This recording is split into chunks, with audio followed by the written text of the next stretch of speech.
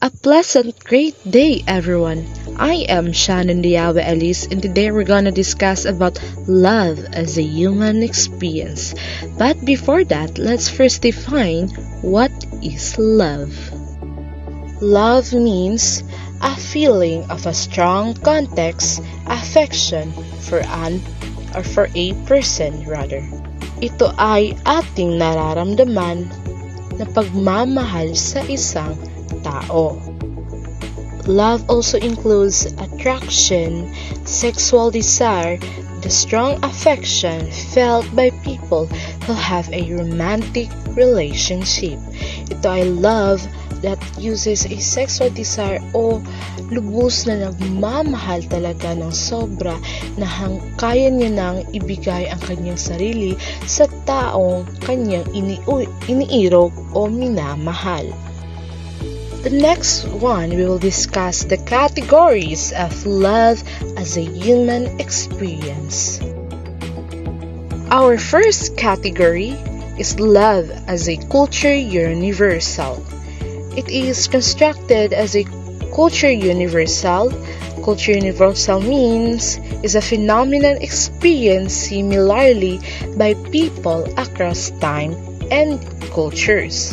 This means that humans, whether those who live in the past or who are living now, regardless of their geography, location, and social cultural identities, have experienced love in one way or another. Next one, love is an experience that transcends time and culture. People before us, such as our grandparents, parents, and other adolescents like us who live in other countries and are believed to know and encounter love as we do. The way we appreciate and experience this phenomenon may be unique, but it is similar phenomenon altogether. Iba-iba man ang ating kultura, tradisyon, paniniwala, kasarian, ethnicity, at edad. Sa pagmamahal sa ating kapwa, walang pinipili ang pag-ibig because love chooses equality. Our second category, love is a social phenomenon. Likewise, love is viewed as a social phenomenon. Social phenomena are events or experience which ensue within our interaction and other relationship with other people. Loving also entails communication and language. Communication in the process of giving and receiving information between and among people. Language is because symbols that are culturally agreed upon as possessing certain meanings and that are used by people to express certain realities and worldviews. Social phenomenon siya dahil loving a person doesn't only require one person. It's also required for all the people that you love or people, the society. Spread love everywhere you go. Let no one ever come to you without leaving happier. Because when the day is done, the most important thing is loving people and sharing love, according to Sicone Madonna. Our third category, love as an emotion. Love is also constructed in an emotion. Emotions are physiological responses that we evaluate psychologically as we experience particular events. There are basic emotions such as joy, sadness, fear, happiness, disgust, and anger. And this is some of our emotion that we usually express towards the people deserve to, char. Well, anyway, so love is also a complex emotions. When we say complex, mahirap. Dapat sa pag-ibig, handa ka because love takes risk. Hindi maiwasan ang masaktan, samaan ng loob, iwasan at awayan. Pero hindi dapat ito ang dahilan ng hantungan sa hiwalayan. Dapat ito ang dahilan upang maging mas matatag ang relasyon niyong nabuo at nasimulan. Bakit? You chooses this path, and every mistake and problem that you both encounter, it is where you both learn and both build and grow relationships stronger. Alam niyo yung mas mahirap? It is not the love that is complicated. It is actually the game of love. So much for that. Alright, so let's proceed to our next category, our last and fourth category, which is, our fourth one is love as a neurobiological event. From the word neuron, a nerve cell of the brain. Information is being passed on within our nervous system. So love is recent advancement in science. Love now can be studied as a neurobiological event. Every split of a second, information of being passed on within our nervous system. A conglomerate of organs including our our spinal cord, and our nerves, among others. These are responsible for our ability to process and transmit essential information among the many organs of our body. Also, in neurobiological, the experience of love is associated with various parts of our brain. For instance, of loving experience is commonly associated with the activation of the ventral tegmental area, which is the VTA of our brain, which is just right behind of our left eye. It is also associated with the increased amount in endorphins, a hormone believed to provide humans a good mood. Alright, so we're done discussing the categories about love as a human experience. Again, I am Shannon Diawe Ellis, and let's proceed now to our next reporter. Thank you. Good day, everyone. I am Charisse Novabas, and now we are going to discuss the different theories of love. First, the psychodynamic view on love. Psychodynamic theory states that events in our childhood have a great influence in our adult lives, shaping our personality. This theory was developed by Sigmund Freud. It posits that we have desires and motives fueled by our life are the eros and the death are the thanatos. We fall in love with people whom we deeply respect because they have something that we want or we desire for ourselves. So this stream from our unconscious mind. Um, we fall on someone because they have something we want and we really don't realize it. There are two types of instincts according to Sigmund Freud, the life and the death instincts. So life instincts are the desirable behaviors that promote positive relationship with others, while death instincts are the aggressive behaviors that hurt, manipulate, or harm ourselves and others. So let us proceed to the color wheel of love. So this is an idea created by a Canadian psychologist John Allen Lee and suggested that there are two types of love and six styles of love. So the primary types and secondary types. So the primary types are the eros or sexual and romantic, philia, friendly, and storge or filial love. For the secondary types, you have pragma, agape, and philautia. So first, let us discuss the primary types of love. Eros or sexual and romantic. Love is in the form of eros that seeks its own interests and satisfaction to possess the object of love. Relationships that are built solely on eros love tend to be short-lived.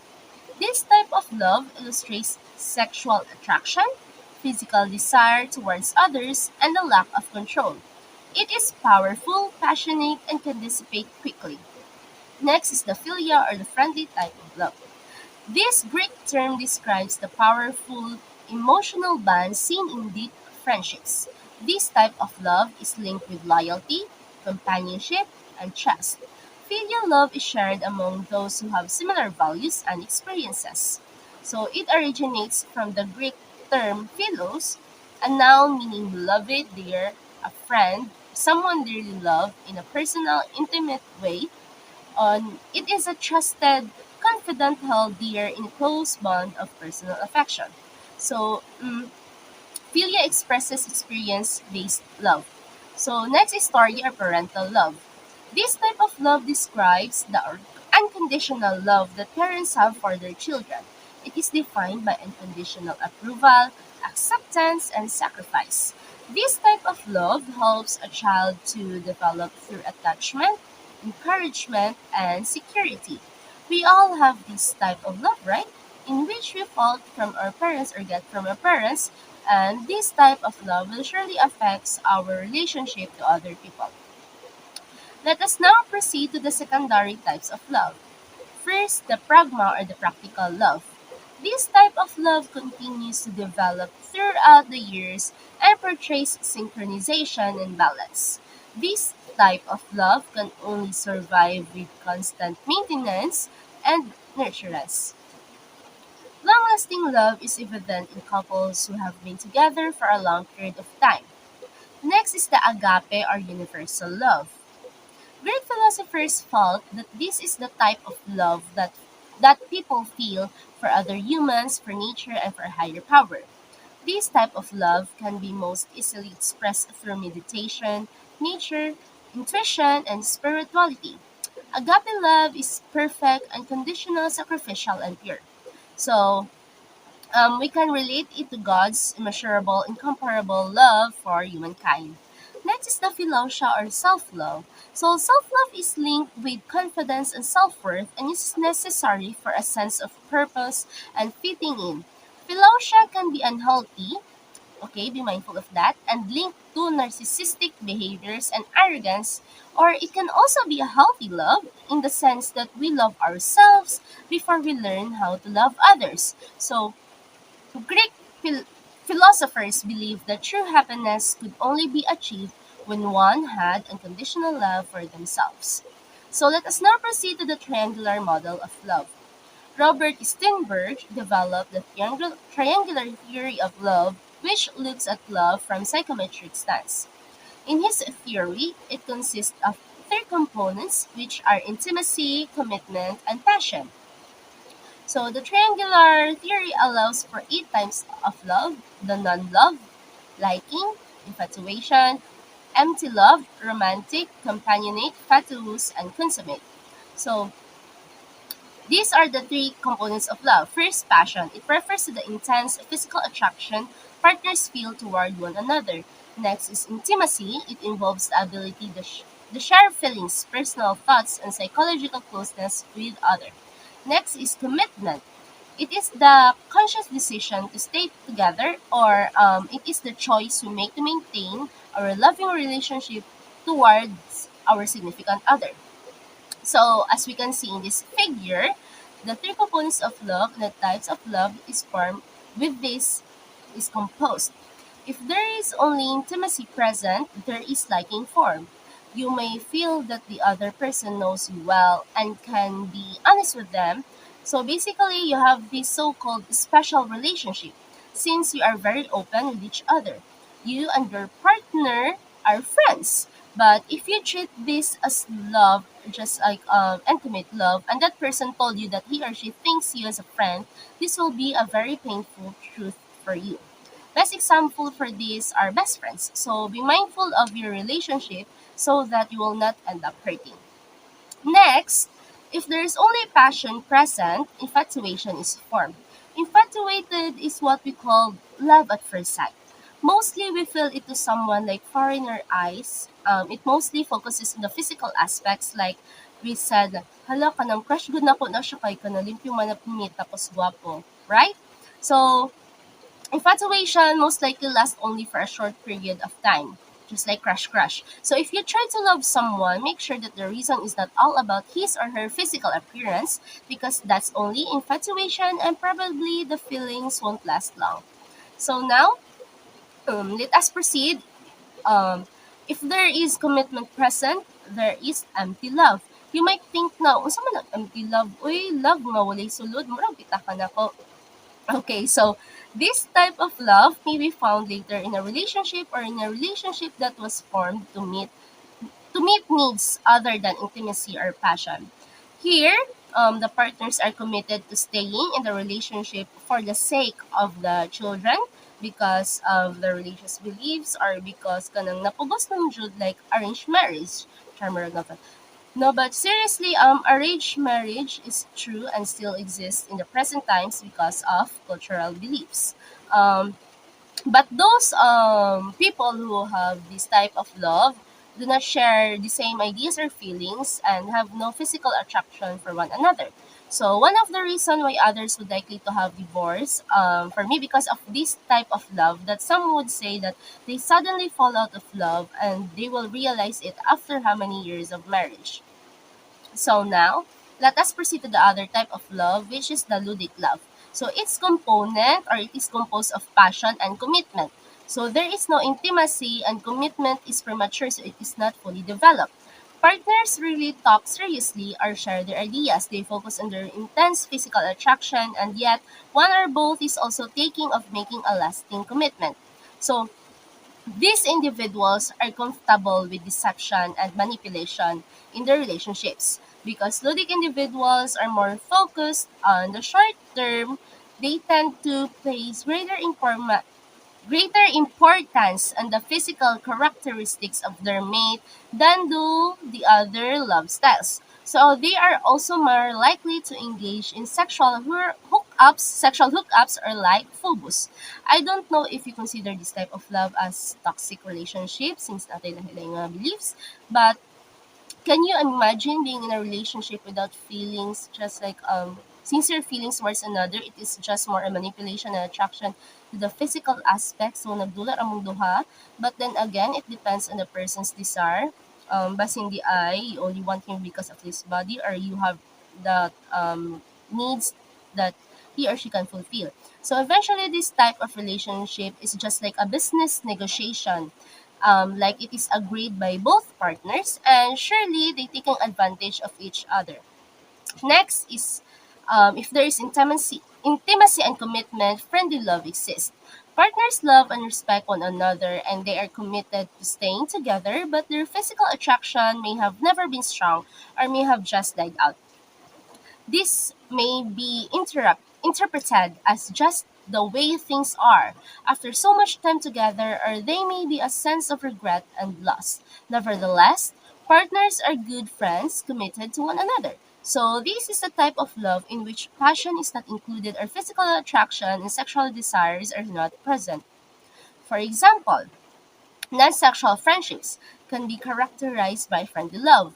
If you have a very, very old friend or very good friend who attends your family gatherings and is always there for you in a crisis, who you consider like family, this is a kind of friendly love.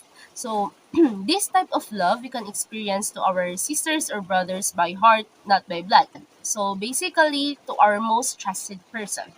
Let us proceed to romantic love, in which passion and intimacy are present. So the partners spend much time with one another and enjoy their closeness, but have not made plans to continue no matter what.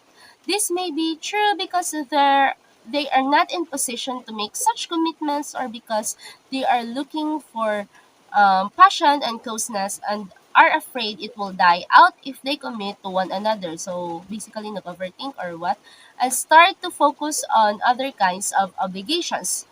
Lastly, we have the consummate love. Intimacy, passion, and commitment are present in this type of love. This is often the ideal type of love. The couple shares passion, the spark has not died, and the closeness is there. They feel like best friends as well as lovers, and they are committed to staying together. So now let us proceed to the romantic and companionate love. So Hatfield and Rapson in 1978 and 1993 suggests that there are two general types of love: the romantic love and companionate love. Romantic love is characterized by intense passion. People in this state of love tend to experience very powerful feelings for each other. This type of love tends to be more common at the outset of a relationship. They need to be near the other person, may think about the other person constantly, and experience extreme distress when separated. This type of love involves caring deeply for the other person, truly knowing the other individual, and is committed to the other person through both good times and bad. So there are two types of love, the requited and unrequited type of love.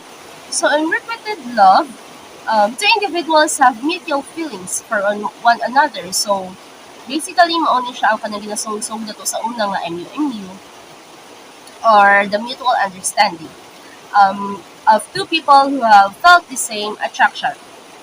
Now, the unrequited love is a type of love that only one person feels attraction to the other person.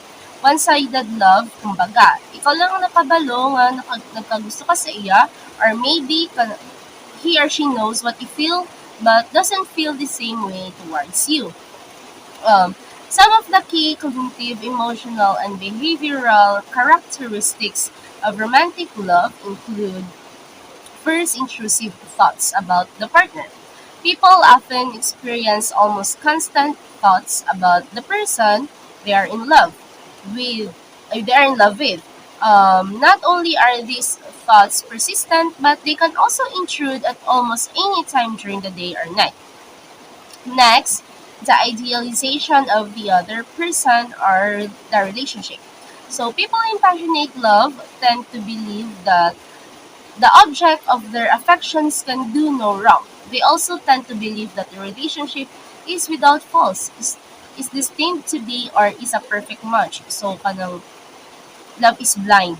So, a strong desire to know and be known is the next one.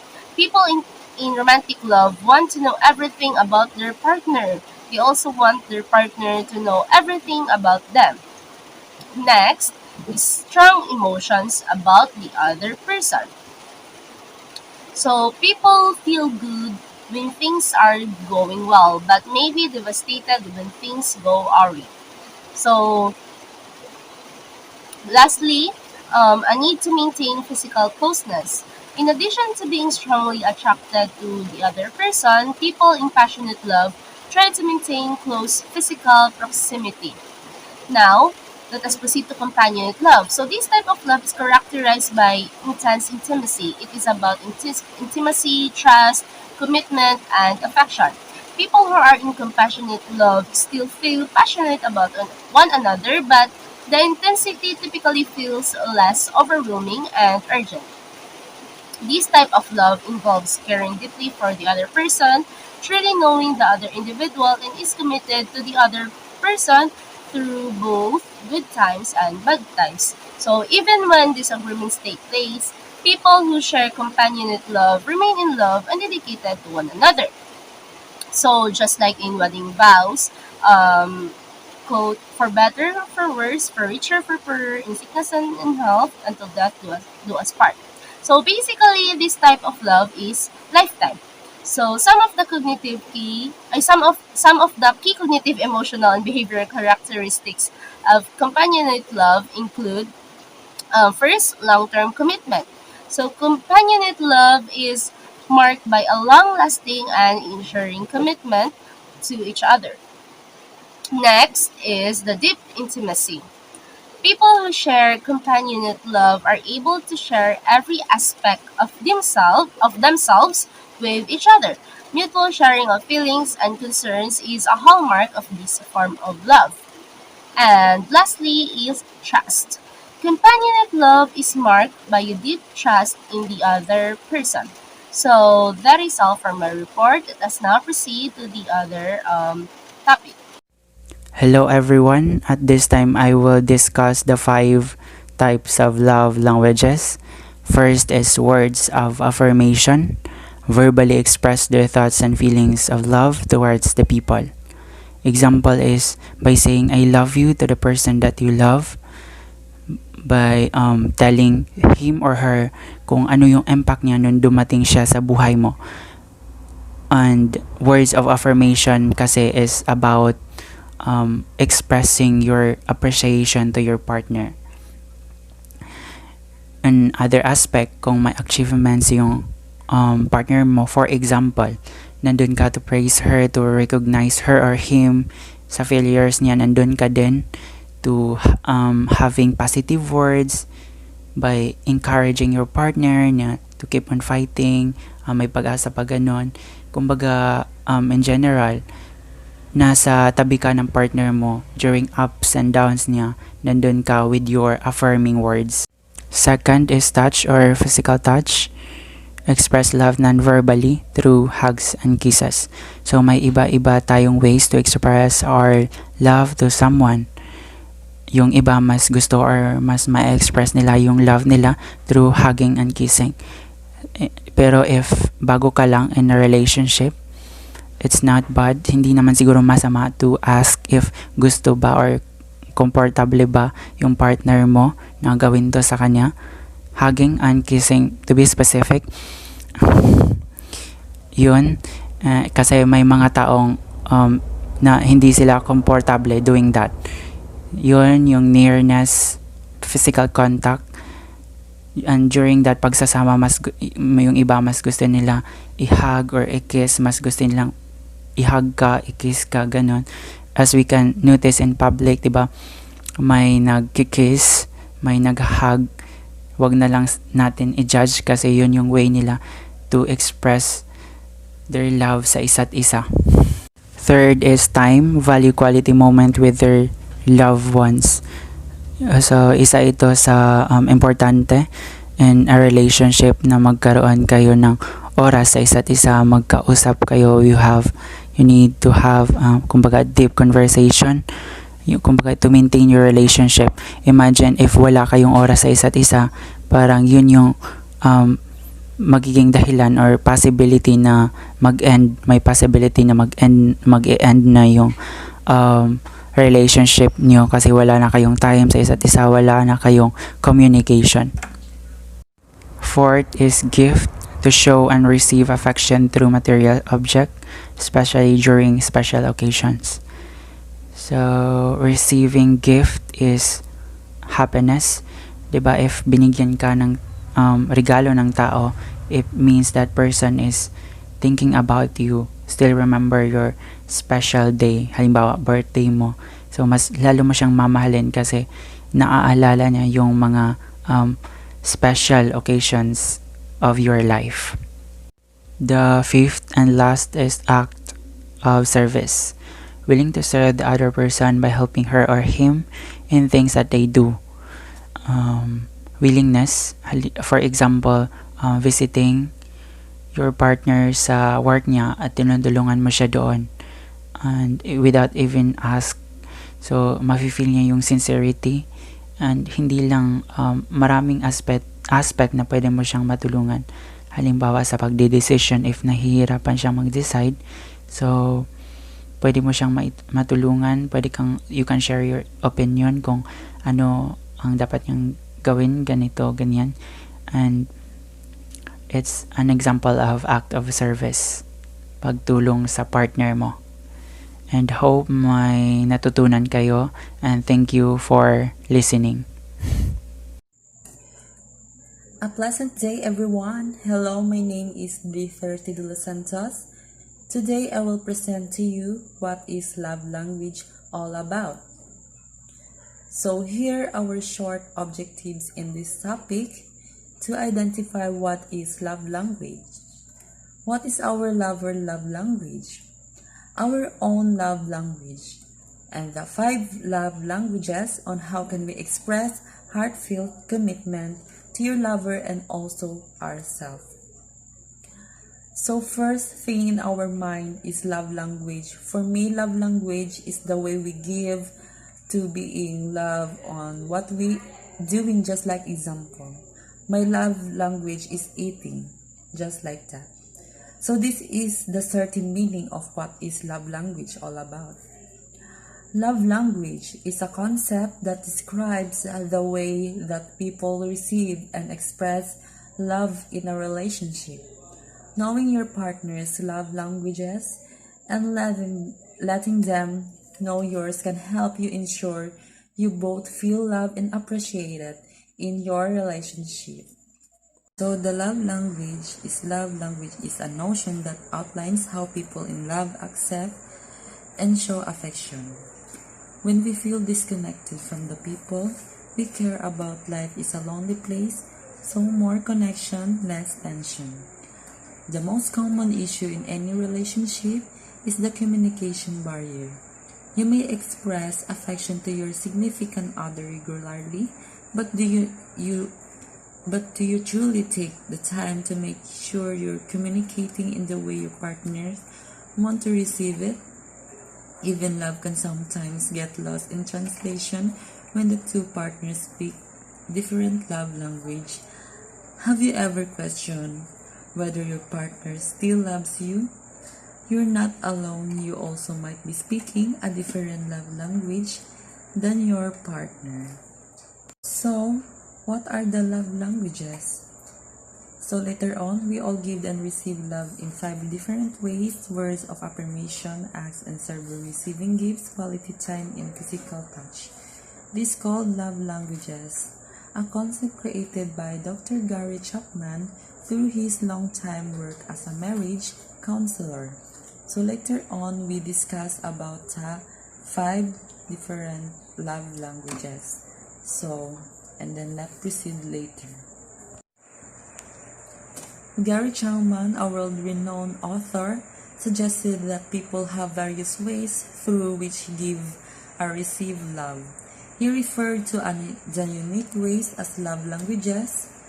Chapman, 1995, posited that there are generally 5 love language names: word of affirmation, touch time, gift, acts, and services. Good morning everyone, I am Angeline Ichano and today we will tackle about love and intimate relationships. So, love, although well studied and variedly theorized, remains abstract and obscure unless viewed in the context of human relationships. The Greek philosopher Aristotle has been widely quoted as referring to human as social animals. This means that we survive, thrive, and flourish when we are together, such that relating to other humans is not only a sentimental but also an evolutionary and a practical process. So, social connection is necessary for our growth as individuals. In certain cases, it also serves as a foundation for family life, which then provide us humans a venue for nurturance and care, and as a platform where we can develop to our greatest potentials. In other cases, it enables us to secure our social position and provides us human resources to implement our goals for ourselves and for the greater community. In his analysis of close human relationships, George Levenger of 1982 postulated that there are stages that intimate relationships go through. First is acquaintance, second is build up, third is continuation or consolidation, the fourth one is deterioration or decline, and the last one is ending or termination. Simply the ABCD of intimate relationships. So I am going to explain the acquaintance and build up, and then the rest will explain to the next reporter. So acquaintance, intimate human relationships start in acquaintanceship. We met through circumstances and first learn about basic information about one another. Crucial at this stage is attraction. What does it take for a person to actually decide to be acquainted with another? Attraction can take place in an enabling environment. It can happen when there is propinquity or proximity, when we are physically closer to one another. It can happen when there is exposure, when due to proximity there are repeated possibilities of interaction. It can also when there is similarity, common preferences, interests, and probably beliefs and values. So the second one is build up. Some acquaintanceships build up into deeper relationships. Frequency of interaction increases. kinds of activities shared become diverse. The involved parties begin to introduce one another to each other's friends and families, thus making the social network larger and interconnected. This is the stage when two persons test their boundaries. They test the waters before engaging fully and so committedly in the relationship. Consolidation and continuation, the third stage if intimate relationship is consolidation. This is the stage is when people commits to a long-term relationship with one another, either through a personal agreement like exclusivity of partnership, domestic partnership, or a social legal agreement like marriage. So question, what make people commit to a relationship to the point of legitimizing it through marriage? So often people uh, set standards that are sustainable. It has a ability to each other to maintain a family or household, readiness of each other to raise children, career, and financial capacity. So some people did this for a purpose, like for example is to maintain the company, to maintain the money in the family, like that. So next is decline or deterioration. Some intimate partnership are unable to sustain and maintain their commitments or attraction. For one, they may be a change in priorities between the individual's couple, such as the conjoint value of the partnership is not anymore sufficient. There may be infidelity like a presence of the third party, extramarital affairs. Or in order, there may be irreconcilable differences which are harming to each other.